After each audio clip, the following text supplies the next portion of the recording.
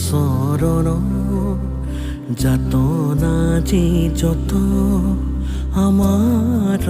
জীৱন অকালৰ আঘাতে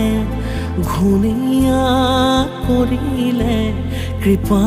কৰা প্ৰভু শৰণে ললো আমি